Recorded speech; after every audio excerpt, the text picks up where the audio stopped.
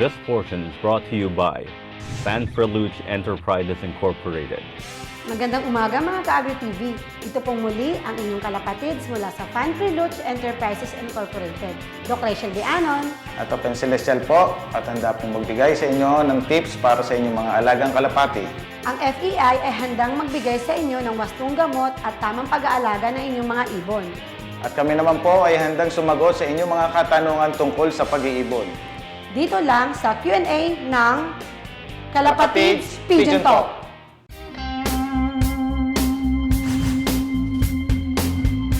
Magandang umaga mga kalapatids. Ako nga po pala si Mark Vincent Carlos ng San Fernando, Pampanga. Itatanong ko po sana kung anong magandang tip para tumaas ang lipad ng aking mga kalapati.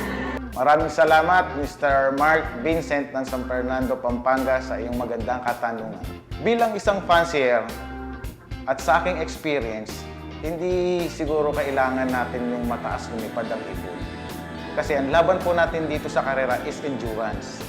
So, kailangan po natin na ang ibon natin ay matagal lumipad. So, makakatulong dyan ang pagbibigay ng supplement para tumagal ang ibon sa paglipad. Doc Rachel, anong may re-recommenda mong supplement sa katanungan ni Mr. Mark Vincent ng San Fernando, Pampanga? Sa iyong katanungan, sir, about sa supplement na maibibigay ko po sa inyo, meron po kaming Super B12 at Multilite. Ang aming Super B12 ay naglalaman ng cyanocobalamin at folic acid. Nami-minimize nito ang fatigue during training. Kaya po siya tinatawag naming super sa uwian. Ang isa naman po maibibigay ko sa inyo, sir, na supplement is ang aming Multilite. Ang aming Multilite naman po ay naglalaman ng electrolytes plus multivitamins. Ang Multilite ng FEI ay hindi agad-agad napapanis.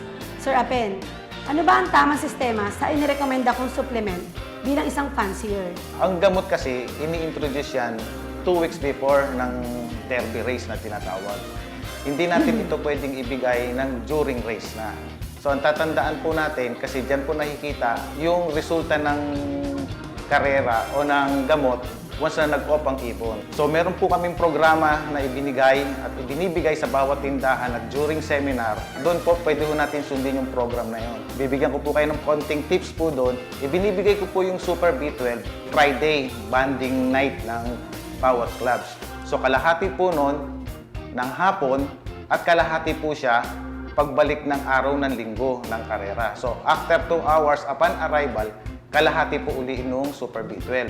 Ang ibon po, usually pagdating po niyan, ang hinahanap po agad niyan is tubig. So kaya po tayo meron pong Multilite. Yung Multilite po, mas mabilis po siyang i-absorb ng katawan comparing po sa tubig. So kaya mas madaling ma-replenish yung fluid na nawala doon sa kalapate o doon sa alaga nating mga ibon. So dapat tatandaan po natin yan na hindi po tayo basta-basta agad magbibigay ng mga gamot na kahit ano pong klaseng gamot.